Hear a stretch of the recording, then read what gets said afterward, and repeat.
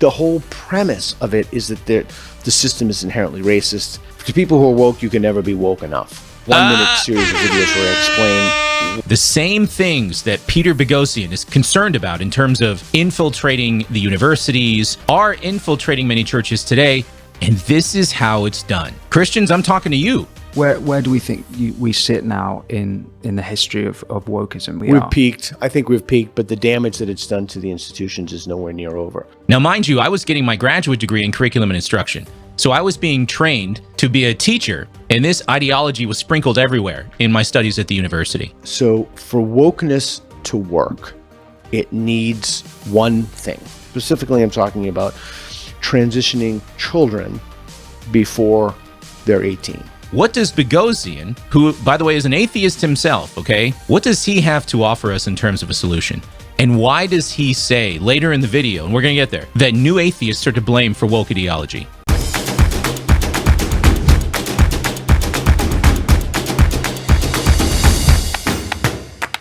Welcome back to Wise Disciple and to a brand new video for your consideration. My name is Nate Sala. I'm a speaker, pastor, and former debate teacher, and I make videos to help you become the effective Christian that you were meant to be. Well, today I have something a little different, but very valuable for us to walk through together, I think. For some of you, this might throw you a bit. You know, why is this a pastor reacts? What does Peter Boghossian talking about woke ideology have to do with the church today? I'm going to show you. So I need you to stick with me on this one, especially to the end. I'm going to watch this video with you, and I'm going to identify some key elements, some key nuggets of wisdom that I think, when we put these components together, will provide us a way forward with regard to woke ideology, particularly in our churches. And hopefully we'll discover a way to respond and a way to solve the problem of woke ideology. So let's go through this together. We'll pull out the component pieces, and then at the end of the video, let's put them all together and form Voltron. You know what I'm saying? Here we go. It is not possible. It is not possible to have both DEI and free speech. So DEI stands for, and in a previous video, a woke trans theologian defined it for us, right? So take a look at the Calvin Robinson debate that I reacted to where this happened. But DEI stands for diversity, equity, and inclusion. So Boghossian says diversity, equity, and inclusion and free speech cannot coexist together. It's impossible. You get DEI or you get free speech.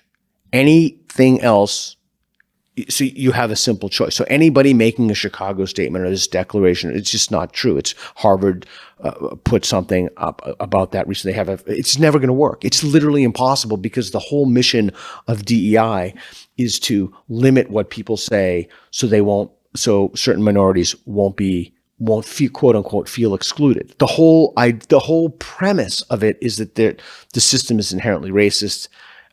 Everything from who gets into the institutions and universities, SAT scores, it's just not possible. So you have the...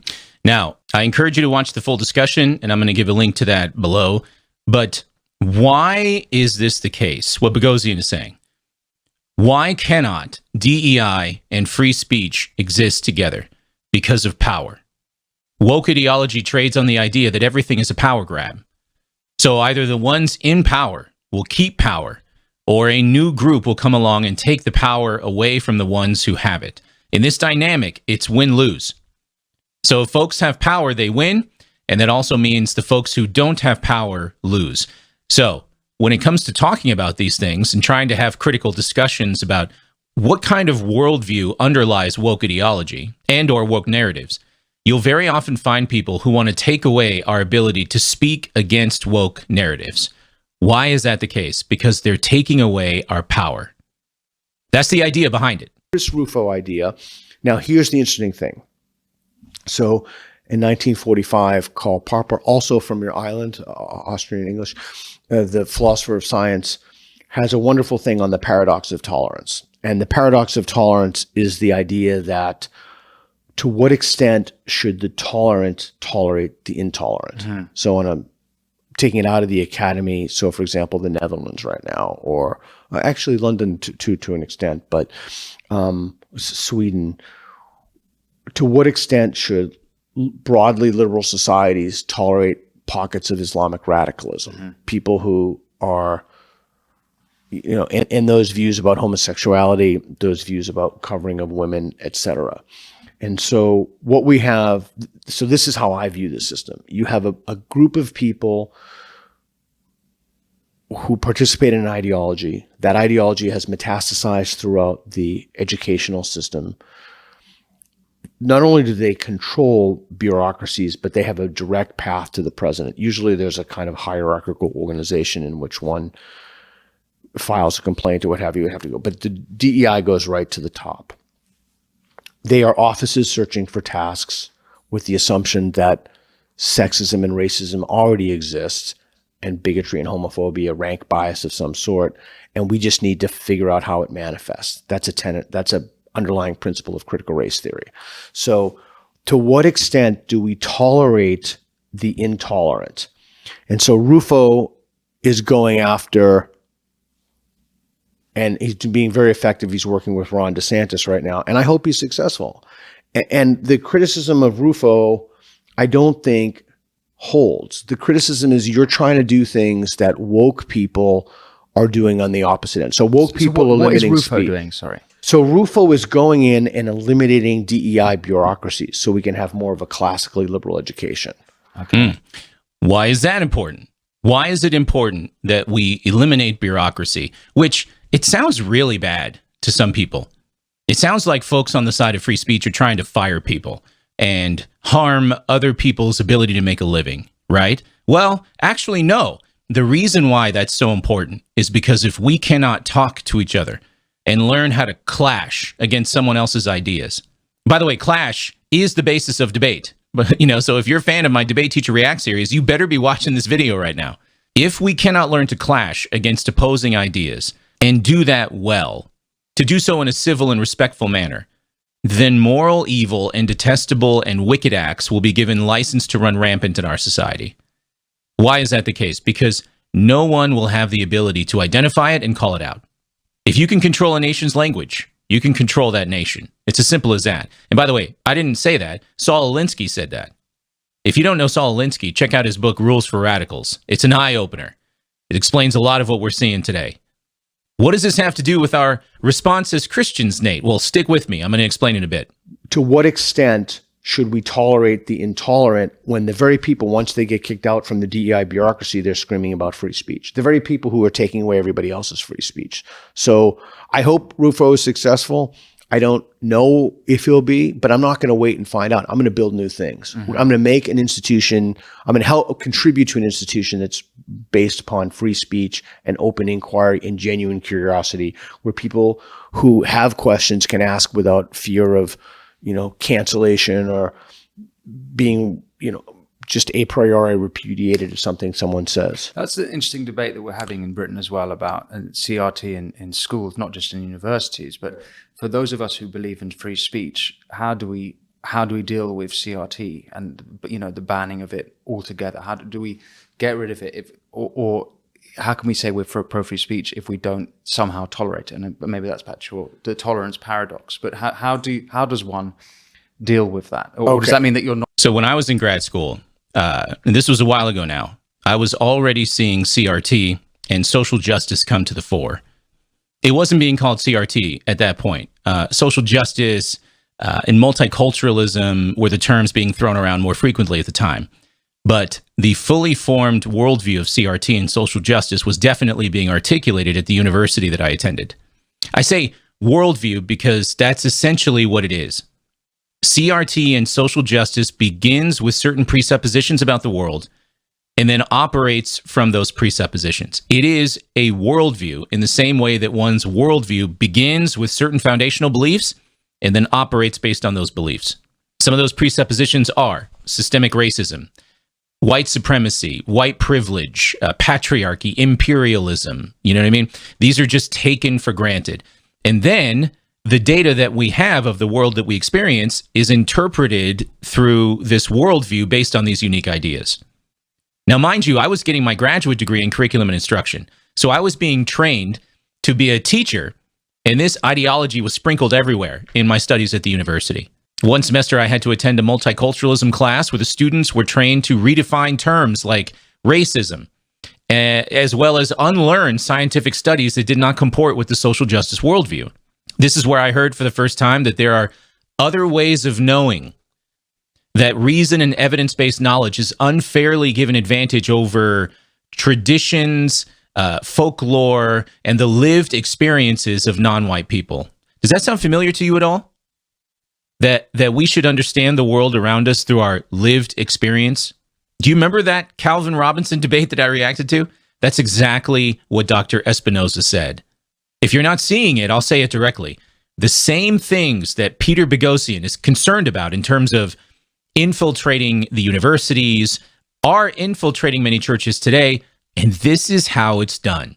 Not actually a free speech absolutist. Okay, so let's take a look at this, because I think that's an excellent question. So let's linger on this and drill down it. So I'm going to give you some examples of ideologies, so phrenology with the bumps on the skull, the Nazis were big into that, and they believe it was predictive of intelligence and race and all this other silliness, which is simply not. Let's say that you had a group of people in a school system who wanted to institutionalize phrenology. And so they would give scholarships based upon people who had certain protuberances in their head. You had these people who had classes in phrenology. They taught phrenology. It was throughout the curricula. Should we allow phrenology in the schools? And if you say, no, we don't want to allow phrenology in the schools, does that make you someone who's against free speech? You don't have to answer that. I know I'm putting you on the spot, but let me give you another one. So bracket that. We can come back to that later. Let's say that we have, so phrenology is an idiotic ideology. Is it harmful? I don't know, maybe a little bit, but okay. Now let's. Another way of taking it, right, is that Nazism is an evil ideology. Yeah.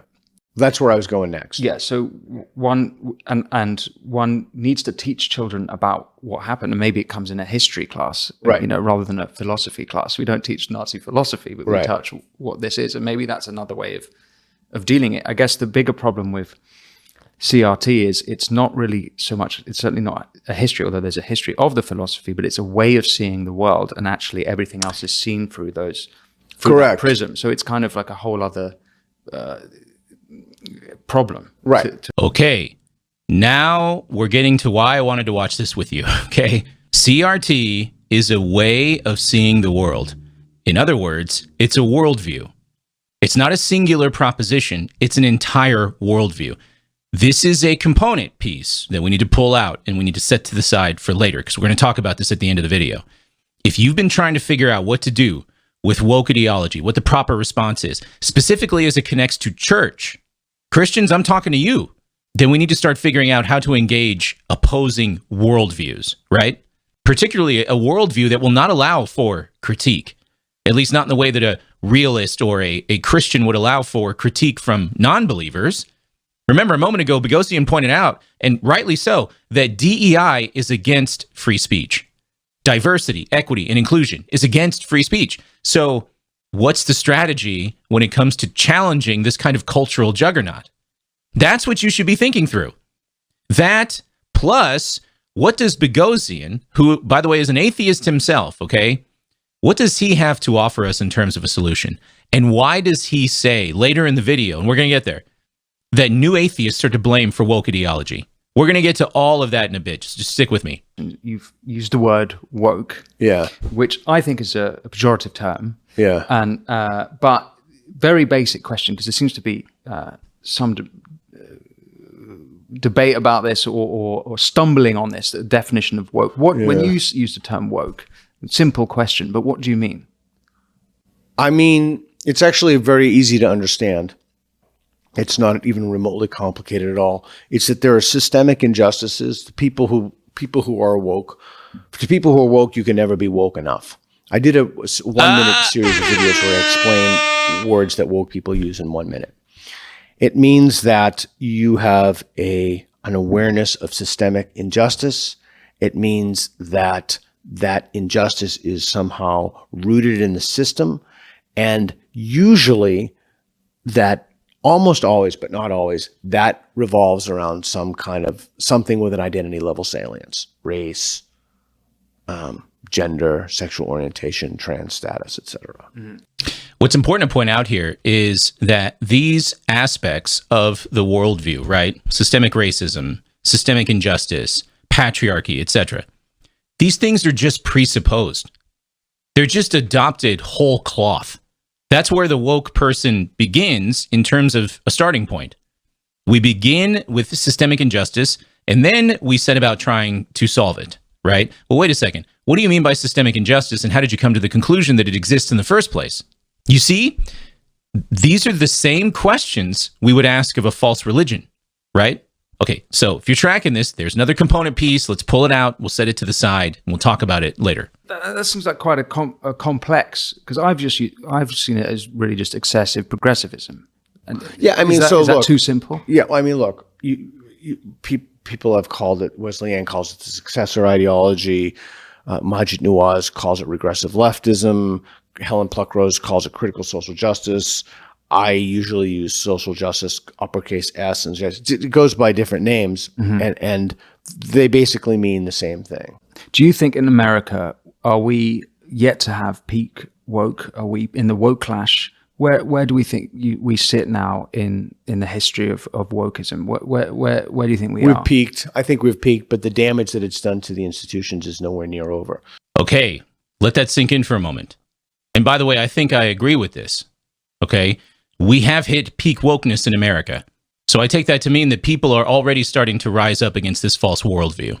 Okay, so be encouraged by that. You know, if you're feeling overwhelmed right now about everything that you're seeing around you, maybe even, again, at your church, take heart. We've hit the peak. I think he's right. But the damage is far from over. Why? Because those who have adopted this false worldview are pulling some major strings across various facets of our society right now. They're in positions of power right now, and they're calling shots. They're making decisions, whether in big business, big tech, the media, the White House, and for us Christians, at seminaries and in some churches in positions of leadership. It's all over the place. And it's going to take some time to replace these folks with better thinkers. But that's exactly what we need to do. By the way, if you're finding this video valuable to you so far, please make sure to like and subscribe to the channel so we can get Wise Disciple out to more and more people. Thank you. What do you foresee? Well, I mean, the police force, I see the American cities, the more woke cities, you know, the mayor of Portland, for example, is a public disgrace. Ted Wheeler, he, him. I see. Right, that's just a kind of signaling, right? So he's more concerned about, I mean, he really should be concerned almost exclusively with rampant crime, 300% increase in murders, homelessness, drug addiction, helping the people who need help, who are on the streets. But instead he has and it's not just Wheeler, it's just this strain of, and DAs aren't prosecuting crimes, and pastors aren't preaching the gospel. It's a systemic breakdown. But I think that we are past peak woke, and I'll give you some pieces of evidence for that. Well, I'll tell you one of the things, a few of the things that's changed. I think that our brains are wired for testimony, and so the testimonies of detransitioners, I think it's some pretty ghastly stuff. And most, but not all of those people are, Abigail Shrier writes about this in Irreversible Damage, these are basically young gay kids told that they're born in the wrong body and then they need to transition. I heard Katie Herzog say in an event once that she's gay, and she said that there are no, her I think she termed it femme friends, said that there are no butch lesbians anymore. They've all transitioned. Wow. Okay. Actually, there's Hannah Barnes has written a book called Time to Think About what's happening in Britain. And she shows it's something like, of the female trans, it's over 80% are gay, and I think if the male trans is over 90%, it's highly gay, and then very high autism. What? I was just say autism, yeah. And it's changed over time. I think in the last 15 years it was a majority a male phenomenon, and now it's become a majority female phenomenon. But so that's sort of it's changing and continues to change, I think. And it's by age. So this is probably a different video for another time, but Jordan Peterson has some great insight into what explains this identity crisis as a phenomenon in our society, because that's what it is. It's an identity crisis. Many people, particularly teenagers, who are already due to their, age and stage of their journey, are questioning their identity. They're seeking answers to these deep-seated questions inside themselves. And they're finding the answers in a false worldview. Are you feeling out of place? Are you feeling unhappy with the way your life is going? Do you wonder where you fit in with regard to people groups in society? Well, then you must be part of the T community. You see that? A lot of us Christians see what's going on in our society only on the surface level. What we need to understand is that underneath what we're seeing is a search for identity and meaning and purpose in life. That's what's driving folks to identify as the letter T right now. And that's the deepest and oldest longing in the book. So we have the tools to respond as Christians, friends, but we need to understand and diagnose the moment that we're in. Group as well, which is interesting. Deborah So and Colin Wright write about this. It's by certain age groups, younger people who are more susceptible to this. In certain counties, up to 15, 20%. In California, I can't remember the name of the county. So you have, so Jason D. Hill puts the figure at 0.06% of the people are trans. And so anything other than that, you have to ask why. Is it that we're more lax and society doesn't care anymore? So people who are hiding it. But again, I just want to be crystal clear, as I have to be in every one of these interviews. Anybody can lead any type of life they want. And if you want to be trans, you should absolutely knock yourself out, and you should live a free life. Nobody should. That's absolutely inexcusable to harass someone or grief someone, etc. People should live any lives they want. I'm talking about something. So this is where Boghossian secularism is showing. You would not say this to the bulimic or the anorexic or the heroin addict or anyone who is self-harming. You would not say, oh, just go ahead and knock yourself out. You would say, let me help you. Very different. I'm talking about a few things. Specifically, I'm talking about transitioning children before they're 18, right? And specifically hiding that from parents. My son wanted to dye his hair when he was 17. He needed a note from his parents. There's Luprin, the hormone. There's chest binding. So I'm talking about a very specific thing. And then I'm also talking about trans women in sports. And I'm talking about trans women in prisons or women's only spaces more broadly. But specifically, I'm talking about the detransitioners of young kids. And I think that's one of the things. It's not going to be the cancellations. It's not going to be, people realize fundamentally there's something ghastly about mutilating the genitals of children.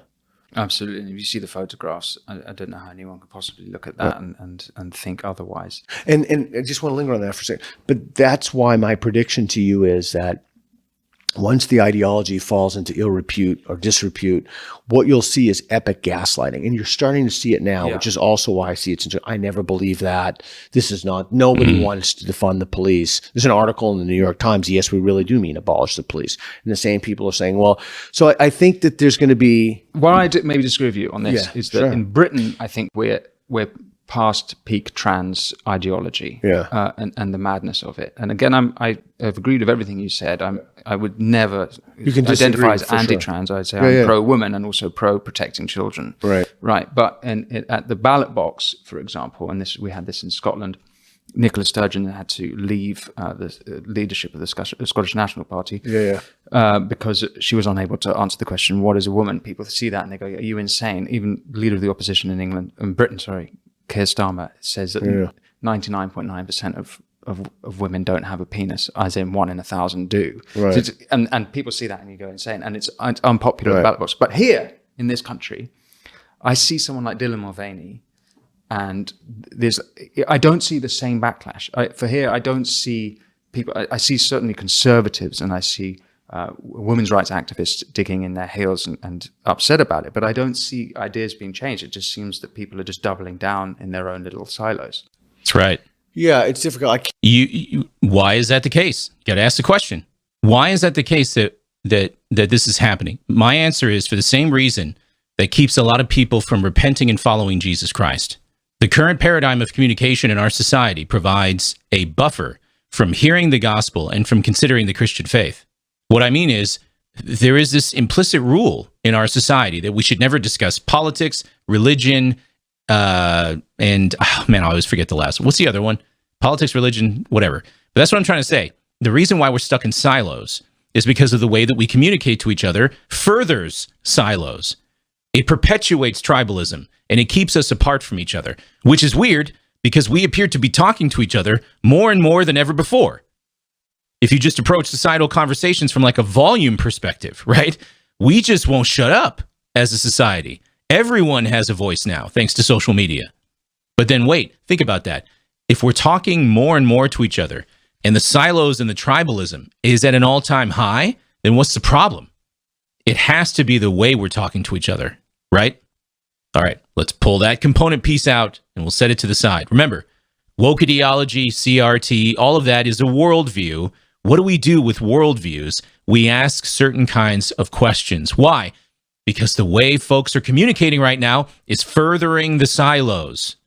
See, we're almost there in terms of a solution, I think. Let's look a little bit more. So for wokeness to work, it needs one thing.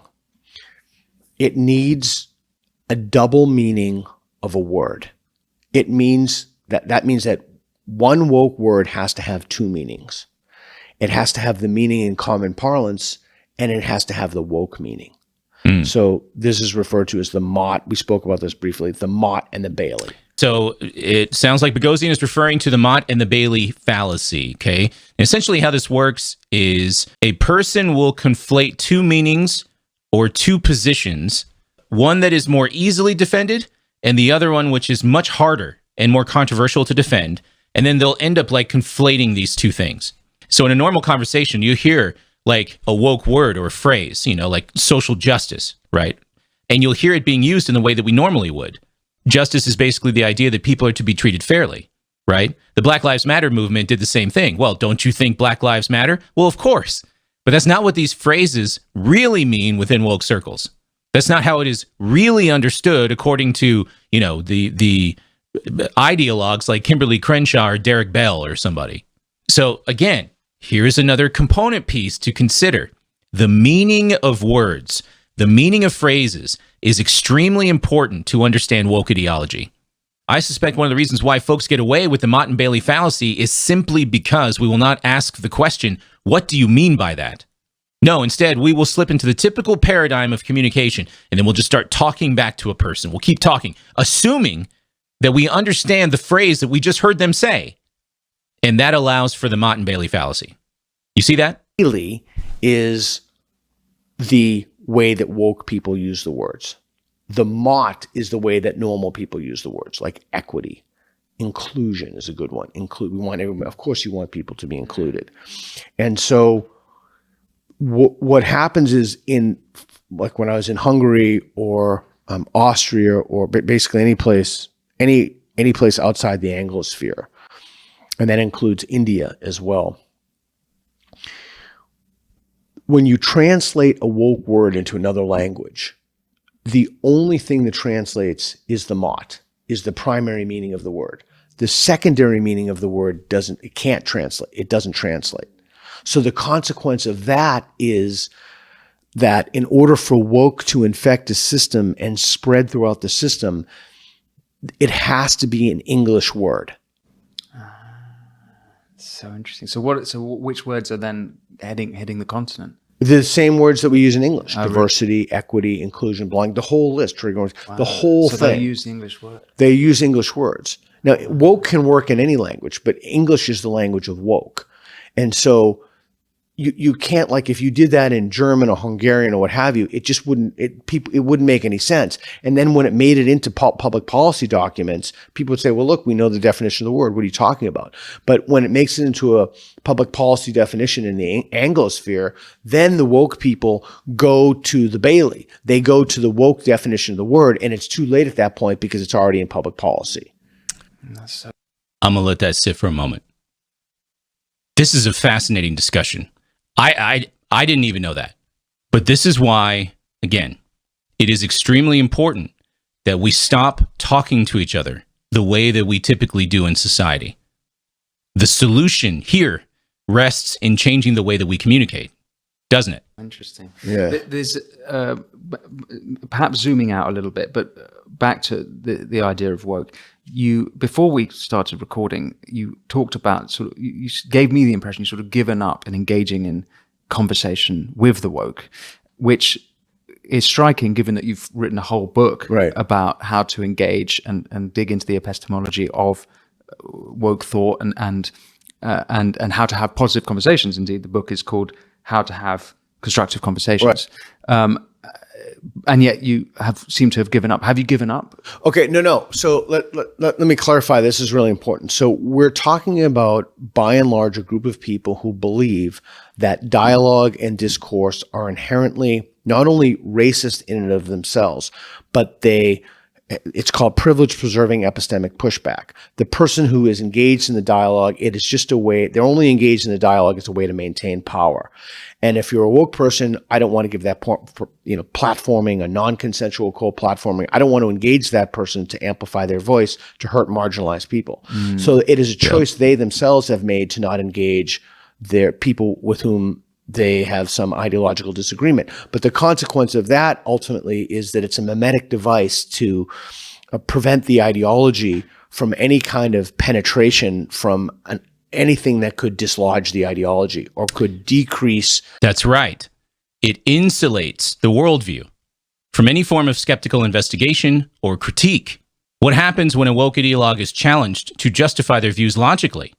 Well, you'll often hear, well, you must not understand the terms and definitions that we're using, which, again, brings us right back to the Mott and Bailey. Or, you just don't understand what's clearly going on around us in our culture, which, again, is an assumption, not a justification. Or, if you're incredibly lucky, right, and you're challenging an ideologue, they just end up saying, well, you're racist. All of this provides insulation from critical investigation. The confidence that any of the propositions in the suite of beliefs that the ideology holds is true. So it's not that I won't engage, it's that any time that there are any, and they're not even engagements, they're just kind of ad hominem attacks. That's so interesting, because one of the things I found, having read your book, I read it a few years ago, is actually, unless both parties read the book, only one of you read the book, it's very hard you need to get both people to approach the conversation in that way. So is there a follow-up where it's like, the conversation's over? Yeah, so that's the thing about an impossible conversation. In an impossible conversation, you can have a conversation with someone who has a radically different metaphysical belief about, angels and all this, or whatever, a radically different political belief. It doesn't matter what it is. When I taught in prisons, the concern was never that people would disagree with me or, say, screw you with the middle finger. The concern was always that they wouldn't say anything. Because if they don't say anything, there's nothing to hook onto. There's no conversation. So, if someone doesn't want to have a conversation with you, you can't kidnap them, put them in your trunk, and beat them until they want to talk to you. That's a literally impossible conversation. So the conversation is impossible if no one wants to have a conversation with you. Okay, I see. Also zooming out again. Yeah. So as a prominent new atheist thinker, writer, and speaker, I wondered if you might see a link between, did the new atheists clear the, we've talked about trans, we've talked about woke, I would throw in. It's fascinating. Again, who is Peter Boghossian? He's an atheist philosopher and a professor who apparently has spent his time seeking to undercut the Christian faith with his own version of tactics. He has a book out called A Handbook for Atheists or something like that, which probably is a conversation for another time, right? But here, as an atheist, he's going to blame atheists for the rise of woke culture. Watch this. Environmentalism, and that's one of these new quasi pseudo-religions. Michael Schellenberger, Bjorn Lundberg talk about that. Absolutely. Do you think it would be unfair for me to say that the new atheists perhaps cleared a path by killing God again for these new religions these new quasi-religions, pseudo-religions to flourish? 100%. Is there a link? It's absolutely true. And I think there was a Pollyanna attitude that many new atheists had that somehow will bury God, to borrow a turn of phrase from Nietzsche, and everybody's going to be living in some rational paradise. Little did anybody know at that point, although the canaries in the coal mine were in the new atheist movement, the skeptical movement, we started to see this in the very beginning, that what would replace it would be horrific. I mean, we would just be. I mean, look what the kind of things that we're dealing with now, and so it's called the substitution hypothesis. I can never remember if I came up with this or Peterson or my partner. I don't really remember where this comes from, but the idea is that it's a substitution hypothesis. So it's like Game of Thrones. You know, you ever watch Game of Thrones? No, You're kidding me. If this is a recommendation, I'll Yeah, wow, that's just amazing to me. You should begin immediately. But anyway, the only reason that you have new gods is because people don't believe in the old gods anymore, right? So the substitution hypothesis is when you get rid of the Abrahamic traditions or whatever is traditional religion in a country, something else will come in, some other form of irrationality will come in and substitute for what was lost, because the default is you just have to believe in something. rationality. A Christian would say that our creator made us to be worshipers. And if it's not going to be our creator, then we're going to worship something else. Nietzsche was right to point out in his own writings that if you kill God in your own mind, you end up following another God. He said, is not the greatness of this deed of killing God too great for us? Must we ourselves not become gods simply to appear worthy of it? This is idolatry, ladies and gentlemen. And the Bible has a lot to say to warn us of idolatry and not understanding where our predilection to worship should be properly aligned. Or religion doesn't have to be irrational, does it? Or another No, it would have to be worldview. it would have to be a worldview that wasn't substantiated by the evidence, because that's what substitutes it. Okay, so if you're fighting now, not just as you were fighting in the universities, you're fighting across the world to defeat these new pseudo-religions, what are you going to replace them with? Oh, that's a great question. The first thing you have to do is you have to replace them with the institutions that have been corrupted, right? So you have to replace them with the University of Austin's, for example. That's Right. So now we're starting to shift the discussion towards a solution, which means we're coming to the end of this video. And again, just stick with me and I'll talk about putting these component pieces that we've been discovering together, right? But now we're talking about the discussion of how to solve woke ideology. Before we do that, though, let me say this. I think we very often view Christianity as a belief system, okay? Whether you're in the church, out of the church, you know, Christianity is a worldview. By the way, that's true. But what I think that a lot of us are really starting to appreciate with this woke issue in our culture is that Christianity is also a safeguard. When you root your beliefs in an objective set of moral values and duties, in an objective sense of meaning and purpose and beauty, rooted in the Creator who made us, and you live by that worldview, which, by the way, has been the standard of living for thousands of years, you safeguard yourself from making up utter garbage nonsense like woke ideology. You safeguard yourself from folks who themselves are horrible critical thinkers. You safeguard them from folks like those taking the reins of control of society and just doing whatever they want, because that's exactly what's happening right now. Boghossian is right. The decline of Christianity in this country, along with the rise of those who would propose the death of religion, paves the way for this kind of hot Cajun garbage fire to infect our culture. So now we're going to start talking about solutions. So here we go. Brick and mortar, so to speak. What about the ideas themselves? Okay, so let's take a hierarchical look at this. There's theory, institutions. Downstream of that is belief, right? So there's the theory. I'm talking about the beliefs. I want to understand that. Right. So the way that people get the belief is from the theory through the institutions, then they start believing it. So if you change the institutional structures, if you change the way that the academies are function and running downstream of that, that's why there's a woke contagion. The woke contagion started in it actually starts in K through 12, but the way that you teach in K through 12 is you go through a college of education. Colleges of education are predicated not upon seeking truth, but alleviating oppression. And that's exactly what I was meant to be indoctrinated with when I was in the College of Education. Thank God I was older when I went to grad school, but I saw this with my own eyes. A lot of these teachers are going in super young, and they are not questioning the worldview they are being taught. They're just regurgitating it. Ubiquitous phenomenon at every ed school in the country. Okay, so the way that you change the beliefs at the bottom, there are two ways. One is street epistemology. There are actually 3 or 4 ways, but one is street epistemology, what we do in our video and our. You quickly explain what that is, because I've seen the videos, but yeah. So street epistemology is a way it's a confrontational, non-adversarial way to have better conversations to help people and yourself reflect upon the confidence in your beliefs and whether that confidence is warranted by the reason and evidence you have for believing it. So you're going out. Okay, let's start putting these component parts together. Remember, we know that woke ideology is a worldview that begins with certain key presuppositions. It is precisely those presuppositions that must be challenged. A lot of times I'll see folks engage woke culture, woke ideology, but do it in a way that ignores the underlying presuppositions at play, which leads to talking around each other. So again, it's a worldview built on presuppositions, and we challenge those by seeking definitions of terms, by seeking justification for the presuppositions. And that is guided by leading questions to expose these things. I call this first state evangelism. Boghossian calls this street epistemology.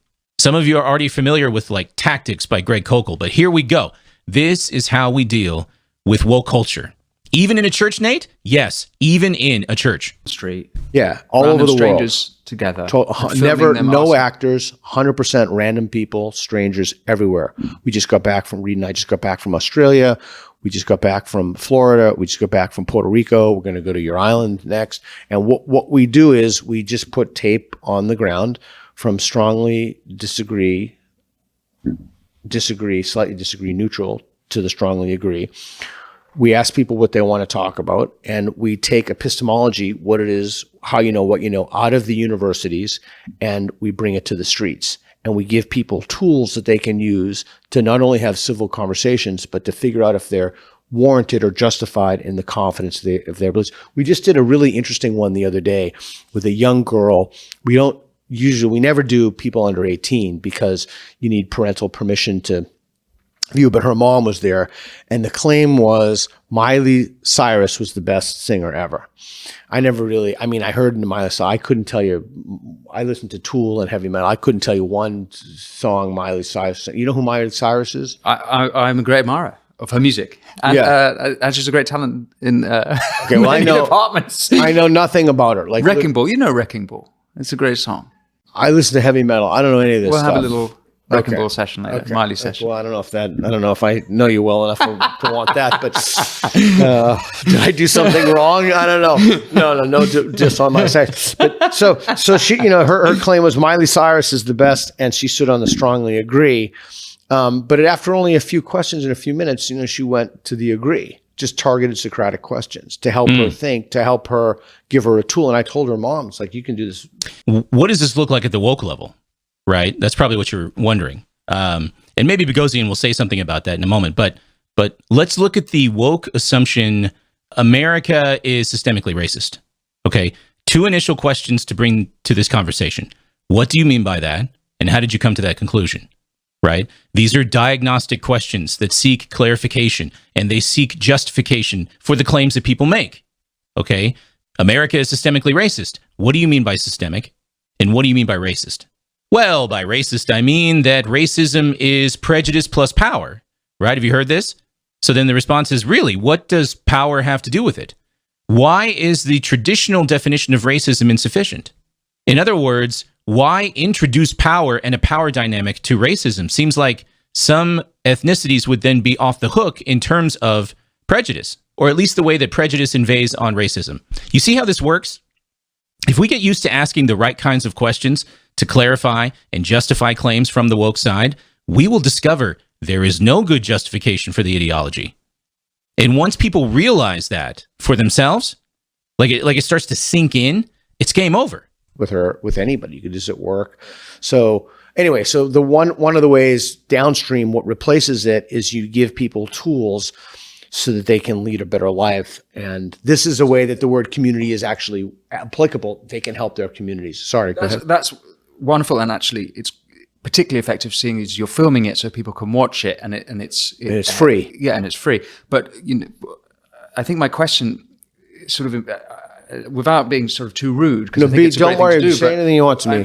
Believe me, we're getting rid of a pseudo-religion. Yeah. I don't know. I don't quite see street epistemology, great as it is. I can't see how that's going to be a new. And it's not. It's not. No, it's not. Okay, so the older I get here, if I can tell you one conclusion I've come up with in the 56 years of my life. Okay, so I think what the host is trying to ask there is, if our goal is to take down woke ideology, which is itself a worldview. Now he uses the word religion. I say worldview. Is street epistemology going to replace woke ideology as the new religion? And the answer is no, because street epistemology is just an assessment tool. It's not a set of beliefs. Although the assessment tool is set by certain fundamental beliefs. But nevertheless, what replaces woke ideology from a Christian perspective is objective moral values and duties and an objective sense of meaning and purpose, which is rooted in the Creator who made us. That's what replaces woke ideology. Going on 57. It's that the best way to make a positive change. So, of course, the obvious question is, what is right? Right? What are the right things? Which I take it has some kind of objective moral flavor to it, right? If there is no God, what are the right things? I mean, objectivity points to a creator. There is an immediate and clear thread that connects objectivity to the grounding of what is objective, which is God. So we have a better answer as Christians than does the one who rejects a God and then tries to live as if there are objective moral values and duties, but cannot ground them in anything because there is nothing to ground them in. All right, let's go ahead and wrap up here. I think we've gotten what we need from this discussion. The bottom line is, we need to make our homes, our neighborhoods, and churches the place to wrestle critically with ideas. We need to create a culture in our homes, neighborhoods, and churches where we invite clash over big ideas. This has famously been something that Christians avoid like the plague, right? Inviting difficult conversations and investigating them in order to clash over them. The church, on balance, has done a horrible job in the last several decades of creating a culture and a space for difficult conversations. But that's exactly what must be done in order to combat woke ideology. Because let's face it, woke ideology is the problem today, but there will be another problem tomorrow. The problem's already brewing out there. I don't. Maybe it's already on the horizon for us, and we just don't see it yet. Okay?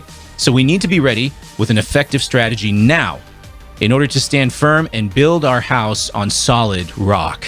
Amen? And I don't know. I mean, maybe a lot of us in the church are not ready to hear this right now. You know, this might be too radical, too ahead of its time for the average everyday churchgoer. Because you know what? What I'm saying requires time and effort.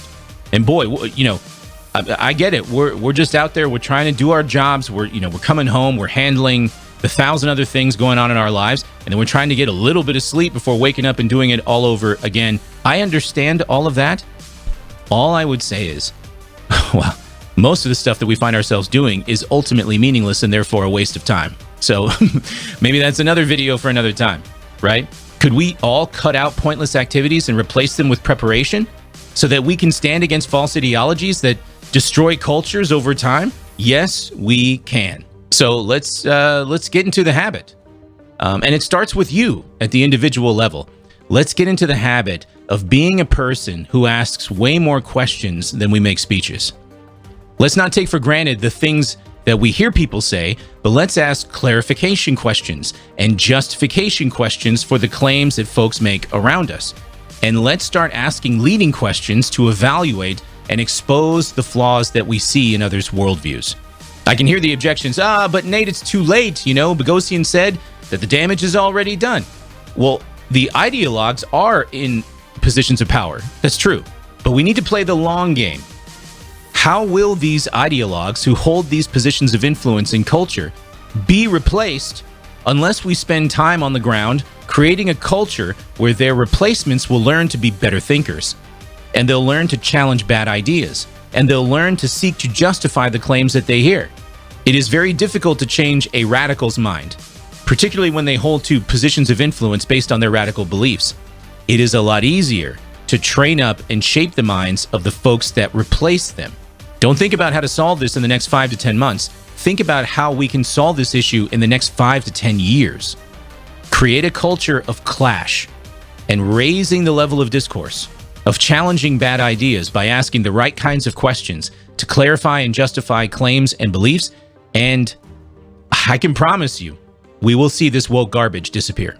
What do you think? How can we solve the issue of woke ideology in this country? Do you agree with me? Do you agree with Boghossian? Do you have your own ideas on this? Let me know in the comments below. I would love to interact with them. And as always, I hope something in this video got you thinking and that it blessed you. Look, I've got more gas in the tank, which means more videos are coming soon. I'm going to go away and take a break, but in the meantime, I'll say bye for now.